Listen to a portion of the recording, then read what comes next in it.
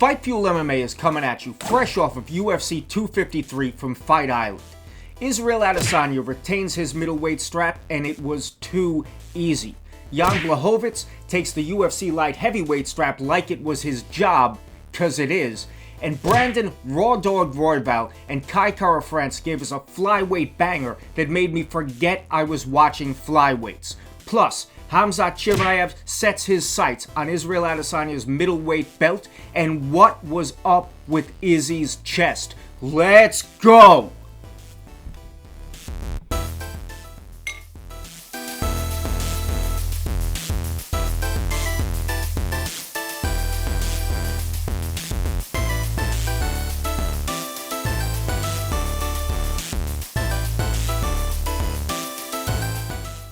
UFC 253 went down Saturday, September 26th on Fight Island in Abu Dhabi. Pretty big card, a lot of fights. We're going to get right into it, starting with the first fight on the card. Hakeem Dawodu versus Zubarai Tukhugov. It was a featherweight scrap, except it wasn't, because Tukhugov came in 5 pounds over the featherweight limit. This is a huge factor in the fight. Middleweight champ Israel Adesanya was pissed about this after his fight, talking to Dana White about how fighters coming in overweight should be fined 90% of their purse. That's neither here nor there. In this fight, Dawodu took the W by stuffing Tukhugov's takedowns and being busier and more accurate on the feet. It was a good scrap, split decision on the cards with some weird scoring, but at the end of the day, Dawodu got the W and on to the next one. He's 5 fights in a row now. Nice. All right, moving on to the next fight on the card, we have Vierra versus Sijara Eubanks. Now, this is an interesting fight because Vierra is coming off of pretty long layover, especially when you compare it to Sijara Eubanks. We just seen her fight not that long ago. She did get the victory in that last performance, but in this one, she was kind of just outsized, outclassed, and kind of outworked. Vierra got the decision win. She did hit a couple takedowns. She was able to control her from there. On the feet, I don't really know if she kind of took it from Eubanks there, but using the takedowns, which she didn't really hide very well, but she did eventually get them.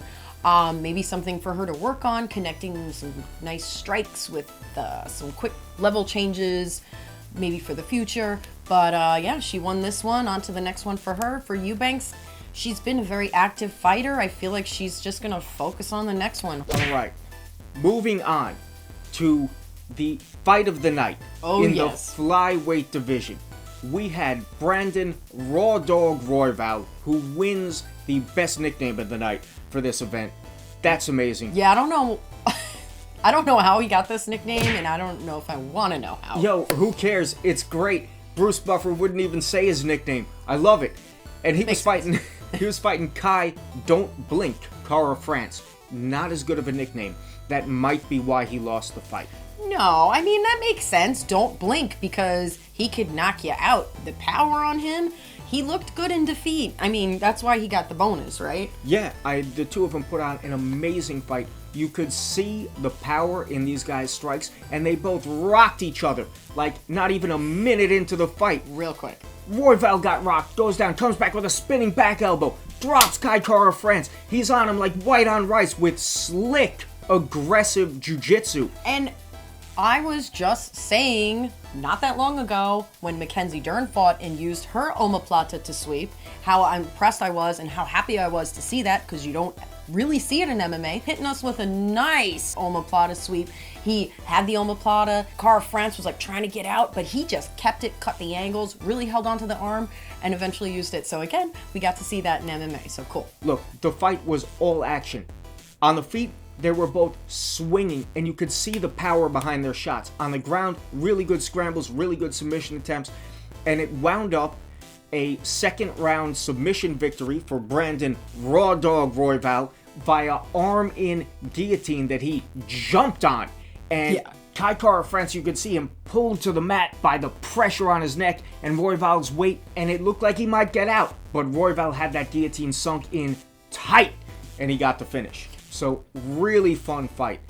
It makes me excited to see Royval fight again. Oh, yeah. Way more drama, way more I don't know how to describe it. Sometimes the flyweight fights, whether it's... Yeah, but sometimes in the flyweight division, whether it's it doesn't translate well on camera, or it's because these men and women are smaller, the strikes don't seem as powerful. This fight, we were both on the edge of our couch, like, because you could feel the impact.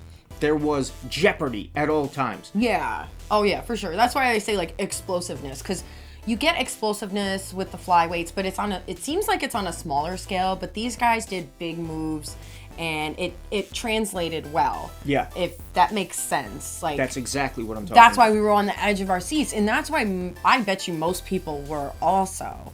So, I'm hyped to see Royval fight again. Yeah. Like Joy said, Kai Kara-France looked good in defeat. Both guys came out on top in this fight.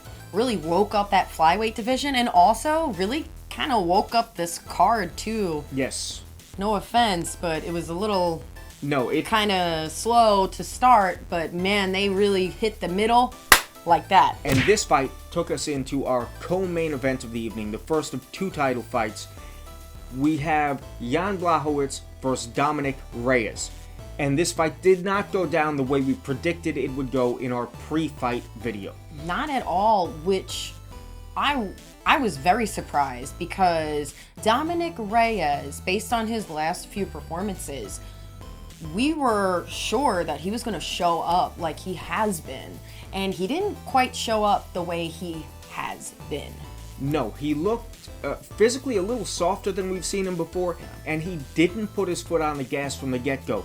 Whether it was respect for the Polish power of Jan Blachowicz, understandably so. Sure. Or whether he was working a different game plan. In the Jon Jones fight, Dominic Reyes took the fight to Jones. Those first 3 rounds, I thought you could make the argument he won all 3 rounds. Yeah. In this fight, he kind of let Blachowicz control him and set up those beautiful left kicks to the body, which left a really gnarly contusion on his rib cage, and I think must have played a huge factor in his energy level going into the second round. Yeah, you know, taking that into consideration, going into the second round, I was thinking to myself, I'm like, he's going to get knocked out. Just based on the way he looked, he just didn't look like he had the fight in him at that point. But man, Blachowicz really had that Polish power. Yeah, he did. I'm a believer in the Polish power. Yeah, and, you know, talking about going into the second round, when Blachowicz was sitting on a stool in between rounds 1 and 2, he looked like he was just at work. He didn't look like he was burdened by the pressure of the moment. He didn't look like he was worried about anything that Reyes had to offer him. He was just at work. It was amazing. Yeah. And a well-deserved win for a guy who's been grinding and working hard for a real long time now. Yeah, I mean, I thought the fight was going to be closer than it was. I also thought that Blachowicz was going to try and get a slick submission, but he didn't even need to. Nope. Striking a fair exclusively. Yeah, he's dropped a few people now with that Polish power. Yeah, so what's next for him? He called out Jones, of course. He did call out Jon Jones. Because he definitely made quite the statement, considering that Reyes nearly beat Jones. And he demolished Reyes. Yeah, so I just want to see him fight. I don't care who it is. Bring it on. Yep, the fights that kind of make sense would be if Santos wins his fight against Glover Teixeira, a rematch, a chance for Blachowicz to get redemption. The last time he lost. Yep. And besides that, he's been completely dominant. So this would be a great time for him to avenge that loss if he can. And of Santos course, is no joke.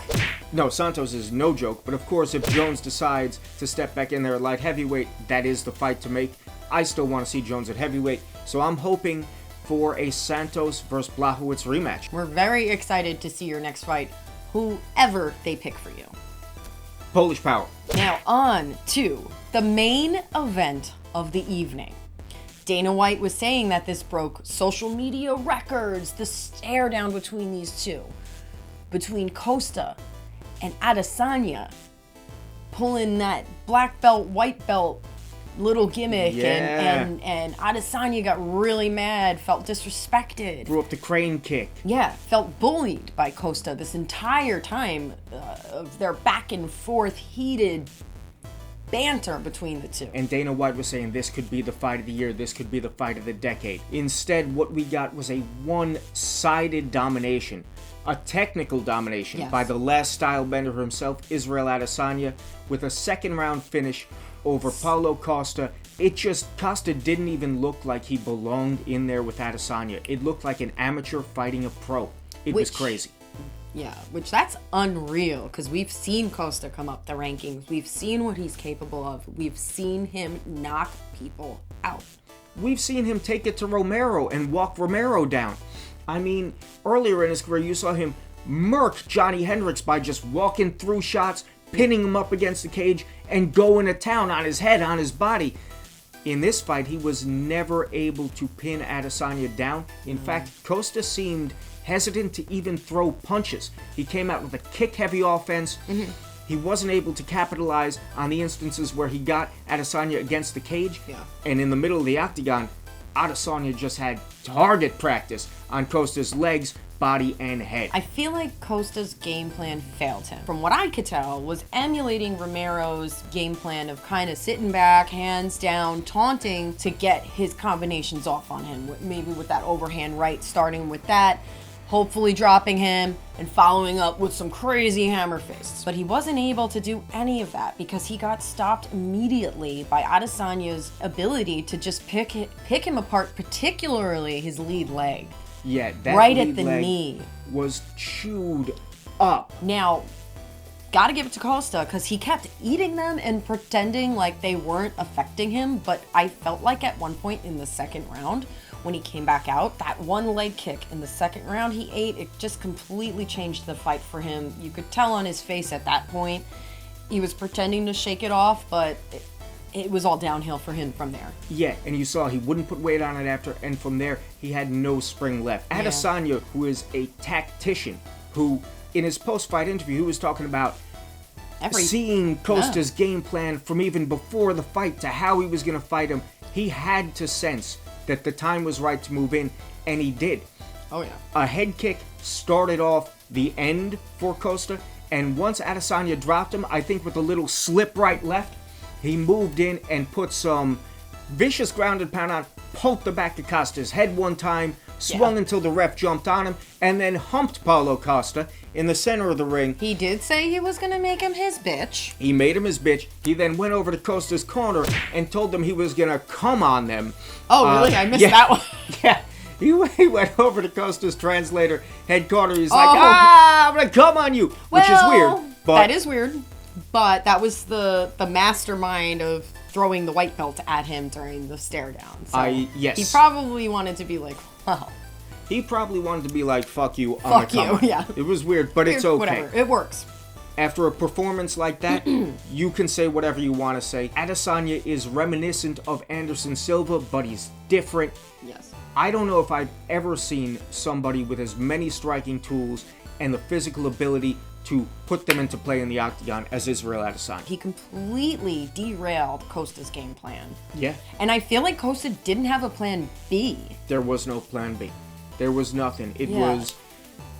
He was just bewildered in there. Yeah, I feel like he just thought his game plan was just going to work. It didn't. He lost. Adesanya retains. Now, Adesanya's victory gives us a couple cool potential matchups in the future.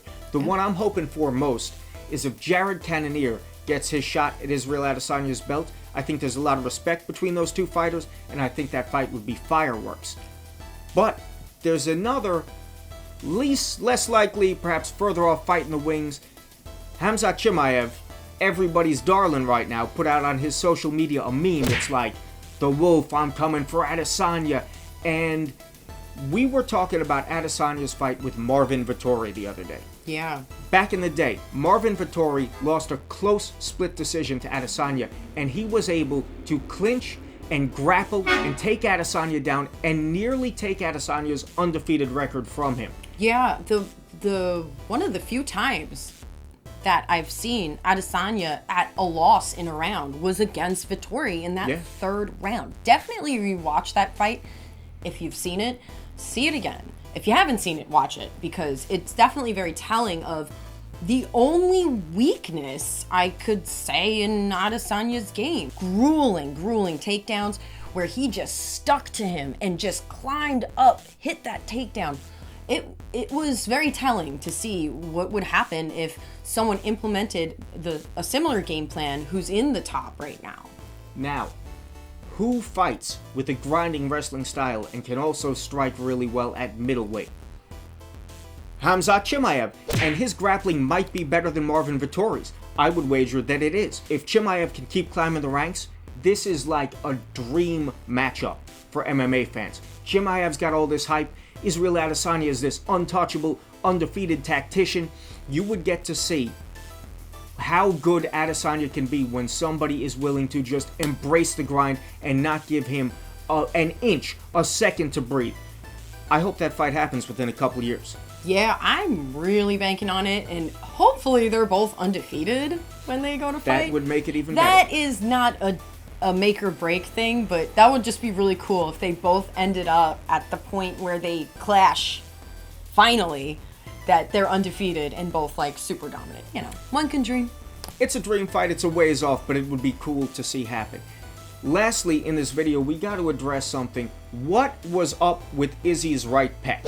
So, Adesanya comes in the cage with what looks like gyno on his right pec. Now, I don't care if he has gyno. Yeah. I don't care what he looks like physically. It makes no difference to anything. What makes this interesting is that gyno is a symptom of steroid use, and the whole lead up to this fight, Adesanya was basically saying, Paulo Costa's on steroids, and I want to pop him before USADA does. Yeah. The irony. The irony, yeah, if that's the case.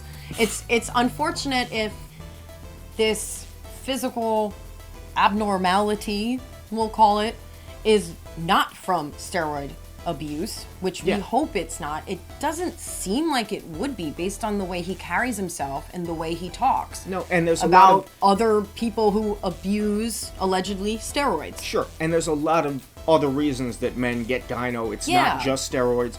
But, dude, if he pops after talking all that shit about Costa, it would be ridiculous. And it's weird, and a lot of people are talking about it. So he was questioned it in the post-fight press conference. That Jon Jones, I believe, called him out. Jones That's tweeted, what and another fighter tweeted, "Yo, what's going on with Izzy's pecs?" And Izzy's response to the question was, "Why are they looking at my titties?" Now, just shook it off. Yeah, a non-answer as to why people are looking at his titties. I don't know. There's tons of reasons, but it's because it's a sign of steroid use. So the non-answer was not encouraging for me. Maybe he's just embarrassed. Maybe he doesn't want to talk about it. I don't know. Yeah, it's unfortunate that we're even talking about it. Yeah, it's unfortunate that we have to talk about it, but it's because it is a telltale sign of steroid abuse. That is the only reason why we want to mention it. We want to hear what you guys have to say. What are your thoughts on Gynogate 2020? Yeah. Tell us what you think about the fights on this card. Tell us what you think matchups to be made are from this card. Tell us what you think about Izzy's titties. We want to hear. And as always, best comment in our comment section gets a shout out, and we're going to put last week's best comment up right now for you. So leave a good comment and we'll shout you out.